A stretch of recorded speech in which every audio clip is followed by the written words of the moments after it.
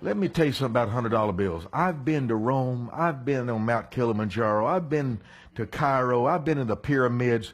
There's nothing on earth as gorgeous as a $100 bill.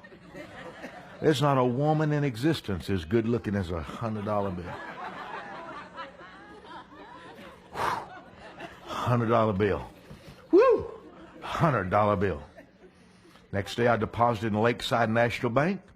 President Norman Robinson, Vice President Marie Pierce sent in my $100. South Texas Assemblies of God District Headquarters, P.O. Box 9714, Houston, Texas. Tuesday, I head down the road to go to Beeville, Texas, to the First Assembly of God Church, Pastor James Brothers. That night at an old upright piano, I'm playing the piano, practicing before service. I'm 21. In comes an old man and a woman. She was a lot younger than him. His name was I didn't know him. His name was W.L. Bradford. Her name was Lillian. She walks up while I'm playing the piano, nobody else in the church, and says, God told us to bless you. And she hands me a check for $150. Now, let me go back. By the way, it was cranberry and gray. Whoever tells you money doesn't make you feel good hadn't had enough. When I was driving through Beeville, there was a little luggage trailer I saw for sale, $100. And when I saw that luggage trailer, the devil sort of whispered to me, see what you could have had if you hadn't have paid your faith promise. And I was sick because it was exactly what I'd been wanting. That little trailer was perfect for me. Now suddenly, a few hours later, this woman hands me a check for $150. I'm ecstatic. I said, sister, this is God. I saw a little luggage trailer for $100 on the way in. It's what I've been asking God for. Now I've got more than enough to buy it. I bought the trailer, had $50 left over, so I wrote another check on Wednesday and mailed it to South Texas Assemblies of God, P.O. Box 9714, Houston, Texas. Now you're asking, why would you send another $50 since you'd already paid your faith promise? I was just 21, but I knew that anything that was going to work this fast, I was going to work the living daylights out of that thing. So Wednesday night, I'm playing the piano again. Happy. She walks up again. They walk in the service ahead of everybody. And she said, God wouldn't let us sleep last night. He told us to buy that trailer for you, and gave me another $100. Next week, I go to Leonard Norval's church in San Antonio, Central Assembly of God Church. Sunday night, I'm playing the piano. Man comes up behind me, and a real gruff says, here. And I turned around. He shoved something in my hand. It was a $100 bill. Here's my reaction. Oh, thank you, thank you. Oh, thank you. Oh, and this is what he said back, real mean. Don't thank me. When God tells you to do something, you have to go ahead and do it.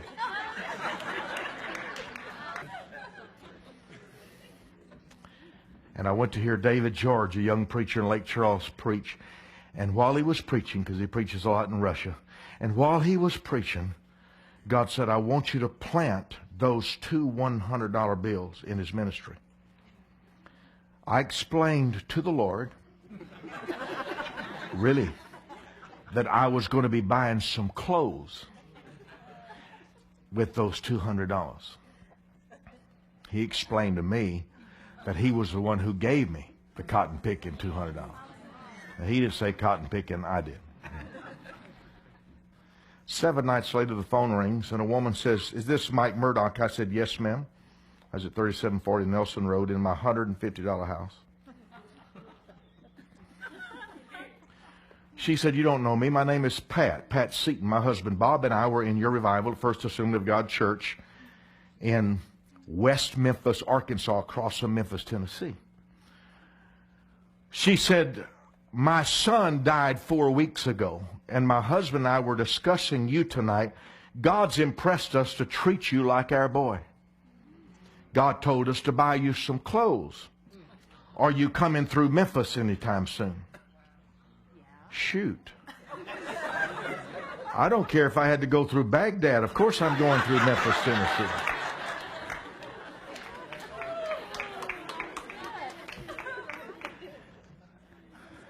Wisdom key. I walked away from my clothes money, and God has kept me in clothes for 38 years out of the 41 in the ministry.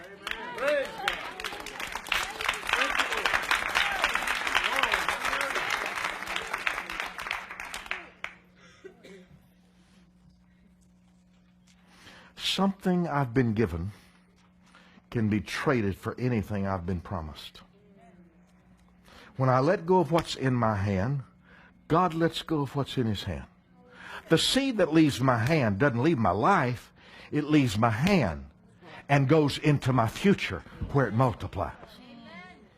Sowing is taking a piece of the present and throwing it into the future so it'll be magnified.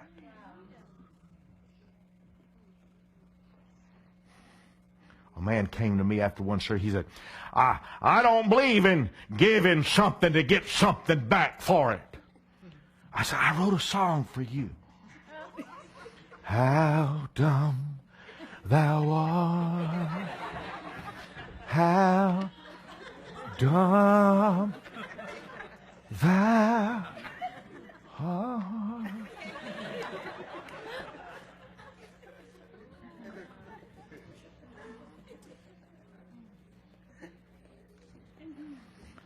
If you rape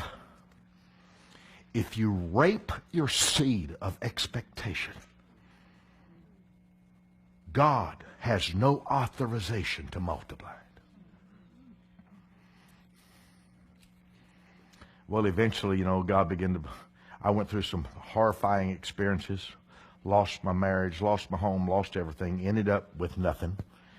And laid my head on Luke 6:38 one day in Los Angeles, California, crying like a baby. And I said, according to this book, give and it shall be given to you, good measure, pressed down, shaken together. According to this book, I can sow my way out of trouble. If God lied in Luke 6:38, why am I believing John 3:16? If I can't believe Malachi 3, that he would open the windows of heaven, why am I believing in healing? Why do we doubt the blessing?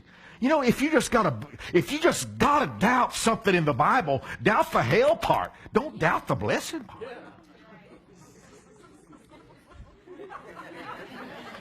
If you just got to doubt something that hurts. Don't doubt the good part.